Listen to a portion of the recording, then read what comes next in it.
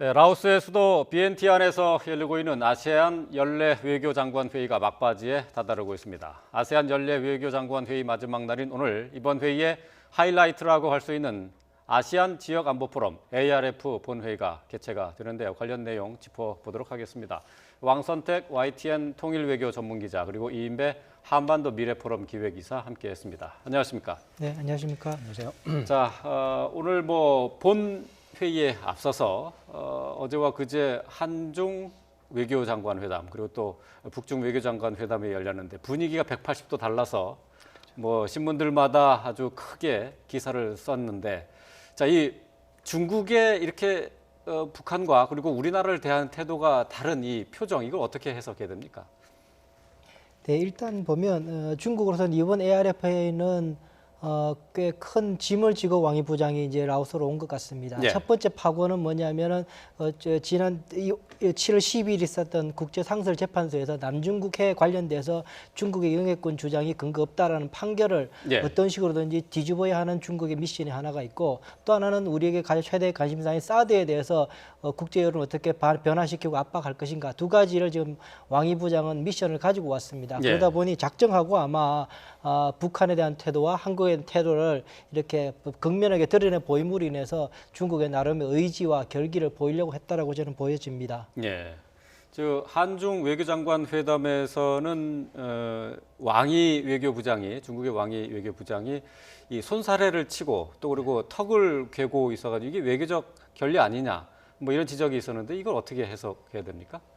네, 외교적 결례라고 말을 할 수 있을 정도로 네. 이례적인 상황이었습니다. 다만 이제 이것을 외교적 결례라고 규정을 짓느냐 이건 또 별도의 문제가 되겠습니다만 그 정도로 이례적인 상황이었습니다. 그리고 이 왕이 부장의 이런 태도를 외교적 결례라고 하는 것은 단지 그런 모습 때문이 아니라 그 네. 뒤에 있는 여러 가지 다른 것들과 이제 합해서 볼 때 그것이 틀림없다. 이렇게 생각을 할 수 있는 이제 요소도 있었던 것이죠. 네. 예를 들어서 한중 외교장관 회담은요. 24일 날 밤 현지 시각 기준으로 밤 10시가 넘어서 열렸습니다. 그것도 중국 외교장관이 머물고 있는 호텔에서 열렸습니다. 네. 굉장히 양자 회담의 장소나 시간으로 보면 안 좋은 시간입니다. 네. 이런 것을 봤을 때 중국이 한국에 대해서는 상당히 홀대를 했다. 그렇게 판단할 수 있고 북중 외교장관 회담은 반면에 가장 좋은 시간 그 다음 날 이제 낮 12시인데 사실은 원래 오전 11시에 계획됐던 겁니다. 예. 그것이 이제 다른 이유 때문에 이제 1시간 수년이 돼서 12시가 됐는데 북중 외교장관 회담은 아주 좋은 시간에 또 정확하게 장소를 맞춰서 예. 제대로 했다는 점에서 중국의 의도, 기획, 사전에 충분하게 반영이 된 그런 상황이기 때문에 예. 왕이 부장의 태도는 외교적인 결례라기보다는 외교적으로 이미 기획이 된 그런 부분이다. 예. 이렇게 봐야 되겠습니다. 그러니까 기자들이 들어가서 이제 공개적인 회담장 아니었습니까? 그렇습니다. 근데 왕이 부장이 이렇게 손사래를 쳤다는 게 이제 말하는 중간에 이렇게 손을 이렇게 흔들었다고 하는 것 같은데 이게 그러니까 기자들이 있는 상태에서 그렇게 했다고 하면은 말씀하신 것처럼 의도를 갖고 있는 것 아니겠습니까? 물론입니다. 그래서 사드와 관련해서 한국 정부의 결정에 대해서 강렬하게 반대한다. 예. 그리고 한국 정부의 결정을 되물리면 좋겠다라고 하는 자신의 의지를 관철하기 위해서 굉장히 아주 의도를 갖고 준비한 기획한 예. 그런 결과다. 이렇게 분석할 수 있겠습니다. 예, 반면에 이제 북중 외교장관 회담 이 경우에는 상당히 그 분위기가 화기애애했다 하는 것이 이제 현지에 취재한 기자들의 이제 전언인데 그렇다면 이제 과거로 이제 북중 관계가 돌아갈 수 있느냐 하는 것을 좀 생각을 해볼 수 있을 것 같아요. 어떻게 보십니까? 일단 중국이 바라보는 북한, 그러니까 지금 현재 북한이 하고 있는 행동들은 사실은 이거는 진영의 문제가 아닙니다.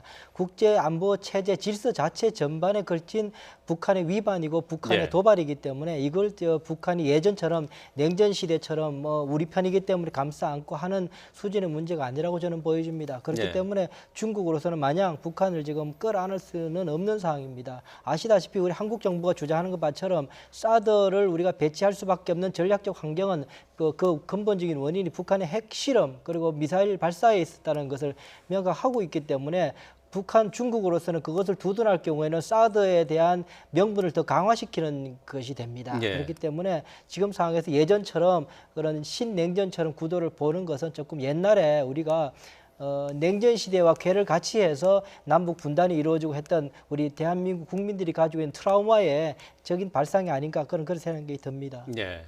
자, 오늘 이제 본 회의가 열리면은 ARF 의장 성명이 채택이 되지 않습니까? 근데 지금 이제 뭐 보신 것처럼 북중 관계가 좀 더 친밀해진 이런 상황에서 의장 성명 채택도 좀 난항이 예상된다 이런 얘기들이 있는데 어떻게 보십니까? 우선 보면 이 ARF에서 꼭 빠지지 않는 그 의장 성명에 꼭 빠지지 않는 것이 두 가지가 있습니다. 보면 의장 성명은 한 15개 정도에 쭉 나열이 되고 예. 그 기간 이후 그 전에 있었던 여러 가지 인터세션 회의들에서 요약하는 그런 것이 이제 의장 성명으로 발표가 됩니다. 예. 그렇게 되는데 한 10서너 개 중에 12번째, 13번째 들어가는 항이 뭐냐면 남중국 항입니다.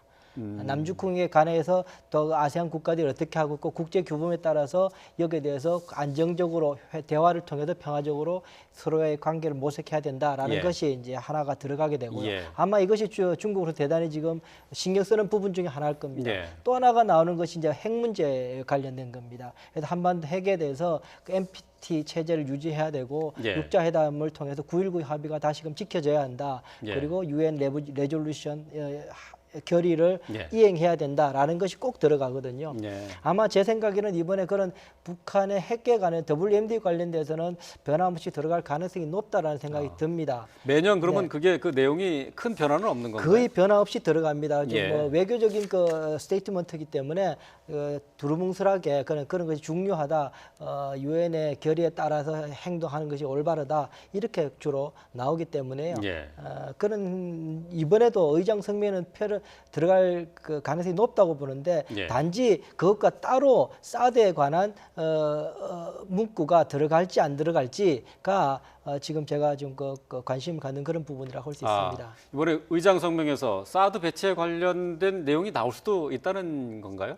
제가 볼 때는 뭐 당연히 들어갈 거라고 저는 그렇습니까? 믿고 있고요. 예. 근데 그것을 어떻게 순화를 할 것인가가 우리 외교부 장관의 이제 임무가 된다 이렇게 봅니다. 기본적으로 ARF 의장 성명의 성격이라고 하는 것은 모든 참가국들이 합의한 내용만 적는 그런 형식이 아니고 예. 거기에서 토의된 내용을 요약해서 하나하나 모아서 요약해서 하는 것이지. 예. 그러니까 거기에 대개 이런 내용이 납니다. 어느 나라는 이렇게 주장을 했다. 근데 다른 나라는 또 이런 주장도 했다. 이런 식으로 의장 성명이 되어 있습니다. 예. 그러니까 이것을 가지고 꼭 뭐 반드시 이것을 모든 나라가 승인해야 된다, 합의해야 된다 그런 성격이 아니거든요. 그렇군요. 그렇기 때문에 예. ARF 의장 성명은 상당히 두루뭉술하다 이런 예. 특성을 가지고 있는 것입니다. 예. 그래서 남중국해 문제와 관련해서도 어느 나라는 이렇게 주장을 했다. 그러나 어느 나라는 또 이렇게 주장을 했다. 이런 식으로 나오게 되고 한반도 조항도 거의 비슷한 그런 성격이 들어가 있습니다. 사드에 대해서 중국이 분명히 반대 토론을 할 것입니다. 예. 그리고 북한도 굉장히 강력하게 사드에 대해서 반대 토론을 할 것입니다. 라오스가 특히 북한과 중국에 대해서 우호적인 그런 속성을 드러내고 있기 때문에 예. 의장 성명을 작성하는 주체가 라오스 외무장관입니다. 당연히 라오스 외무장관 입장에서는 예. 어떤 나라가 사드에 대해서 반대를 했다. 이에 대해서 한국과 미국, 일본 등 또 다른 나라는 상당히 반대하는 입장도 개진을 했다. 예. 이런 식의 의장 성명이 나올 가능성이 높다. 저는 이렇게 보고 있습니다. 그 외교적인 뭐 손익을 쉽게 평가할 수는 없겠네요. 그렇습니다. 이 양자 협의체와 달리 다자 협의체인 ARF 같은 경우에는 회원국들의 모든 회원국들이 그야말로서 일의 자격을 갖고 하기 때문에 예. 그런 의중들을 다 반영하는 것입니다. 예. 그렇기 때문에 다자안보 협의체가 기간도 길어지고 협의가 잘 안 이루어져서 효율성에 문제가 있다는 이야기도 등등 하기는 하는데 예. 그 나름대로 그 갖는 뭐 CSC 같은 게 헬싱키 프로세스 같은 경우가 이제 대표적인 예인데요. 그것 때문에 ARF가 이제 자극을 받아 생겼는데 어쨌든 뭐 이런 다자 간의 협의가 갖는 그 이 페이트란 문제, 핵심적인 문제에 관해서 해결 능력은 떨어지는 것이 다자 간 협의체이기도 합니다. 사실. 예. 자, 앞서서 뭐 왕이 외교부장이 우리 윤병세 장관을 만난 자리에서 사드에 대해서 재고해라. 강력히 반대한다는 입장을 밝히지 않았습니까? 그렇습니다. 이 때문에 우리 그 내부적으로는 중국이 이제 경제적인 보복에 나서는 것 아니냐 하는 우려도 있습니다. 이건 어떻게 봐야 될까요? 일단 제 생각은 그렇습니다. 뭐 중국의 의지까지 제가 다 판단할 수는 없지만 이제 전략적 환경을 제가 말씀드리면 지금 중국으로서는 이 동아시아에서 나름 이제 전략적으로 개입을 하고 더욱더 영향력을 확대하기 위한 중요한 판이 몇 가지가 있습니다. 그 중에 하나가 뭐냐면 한중일 FTA 지금 협상을 지금 예. 10번째 하고 있는 한중일 FTA가 있고 지난해 했던 한중 FTA가 있고요. 또 AIB라는 것이 있습니다. 이런 것은 이 다자간 무역 기구를 무역적인 협약을 통해서 중국은 이 동아시아에서 세력을 더욱더 넓히려고 하는 것이 지금의 이 전략적인 입장입니다. 그런데 지금 중국이 이러한 상황 속에서 사드 정치적인 이유로 만약에 한국에 대해서 이 경제적인 제재를 가거나 한다 그러면 국제 관행에 어긋나게 됩니다. 네. 그런 중국은 아마 국제사회에서 대단히 치명적인 약점이 될 것이고 아마 공격을 받게 될 가능성이 높습니다. 네. 중국의 전략적 의조가 어긋나게 될 것이라서 중국이 섣불리 그러하기는 어렵다는 생각이 하나가 들고요. 예. 또 하나는 중국이 정치적으로 봤을 경우에도 이 사드가 갖는 이 왕이와 켈리 외교부장이 만났을 때 예. 주로 이야기하는 것이 왕이 부장이 이야기하는 건 대국 관계를 이야기합니다. 대국 관계를 이야기하면서 국제 규범의 준수에 대해서 이야기를 하고 합니다. 예. 그것이 무슨 이야기냐면은 중국으로서는 나름 이제 현재 상황 속에서는 나름대로 지금 대국으로서의 국제 관계를 어떻게 지금 조율할 것인가에 대한 고민을 하고 있기 때문에요. 네. 쉽게 국제 규범을 어긋나서 뭔가를 하고 국제 규범을 어긋난 북한에 대해서 두둔할 수 있는 입장은 아닌 게 예. 중국의 고민이기도 할 것입니다. 예. 자, 이번 ARF 회의를 통해서 다시 한번 부각이 되는 것이 이제 남중국해 영유권 문제 그리고 한반도의 사드 배치 이게 이제 급격하게 이제 부상이 되는 의제가 되면서 북중러 그리고 한미일로 이렇게 양분되는 이 외교 구도가 옛날 그 외교 구도로 다시 돌아가는 것 아니냐 하는 우려들이 있어요. 자, 이거에 대해서는 윤병세 장관이 그러지는 않을 것이다라고 이제 단언을 했는데 어떻게 봐야 됩니까? 글쎄 이제 윤병세 장관께서는 이제 신냉전 구도 회귀가 과도하다 예. 이렇게 이제 평을 해주셨는데 사실 우리가 목도하고 있는 것은 북한과 중국이 관계 개선을 하고 있는 것을 현실적으로 목도를 하고 있습니다. 현실적으로 벌어지고 있는데 아니라고 하는 것은 좀 어려움이 있겠죠. 북한과 중국 관계 개선되고 있고요. 러시아가 가세할 것인가 이것은 좀 더 두고 봐야 되겠습니다만 네. 러시아 입장에서는 사드 배치라고 하는 주제에서는 아마도 중국이나 북한 입장에 가세할 가능성이 높다고 하고 이미 중국과 러시아의 외교장관 회담에서 동조하는 입장을 충분히 밝혔습니다. 한국과 미국은 당연히 동맹이고 사드 네. 문제는 한미 동맹 차원에서 결정했기 때문에 당연히 한편이고 여기에 일본까지도 지지하는 입장을 당연히 보일 것이고 우리가 현재 목도하고 있는 것이 북중 관계 개선 한편 예. 또 사드와 관련해서 한미가 한편 그러니까 북중러 한미일 이렇게 대립하는 구도가 최소한 사드에 관해서는 나타나고 있다 이렇게 보는 것이 좀 더 현실적이다 이렇게 봐야 되겠습니다. 예. 한 가지 더 제가 첨언해서 말씀드리면 분명히 현재 상황 속에서 중국과 미국 간의 판의 충돌은 지금 있는 것으로 보여집니다. 예. 그 말 중국의 꿈을 주장하고 있는 시진핑 시대의 중국은 예전처럼 도강양해처럼 숨어서 힘을 키우는 시대는 지났다고 스스로가 판단하고 있고 예. 그런 싸움에서 아마 이제 할 소리는 하고 전략적으로 부딪히면 미국하고라도 붙겠다라는 게 아마 중국의 입장일 것입니다. 그런 상황에서 지금의 ARF에서 벌어지고 있는 사드 문제나 남중국해 문제는 그런 사안의 문제가 아니라 실제로 미국과 중국 간의 패권 경쟁 속에서 벌어지는 일입니다. 예. 그 사이에 깨어 있는 것이 중국과 한국이라는 것이죠. 그래서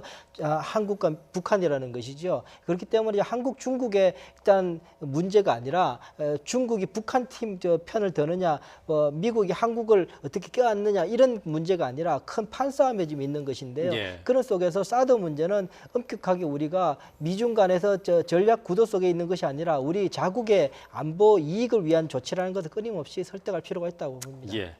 자, ARF 아세안 지역 안보 포럼을 통해서 동북아시아의 외교 지형이 얼마나 어떻게 급박하게 변하고 있는지를 새삼 살펴볼 수 있는 것 같습니다.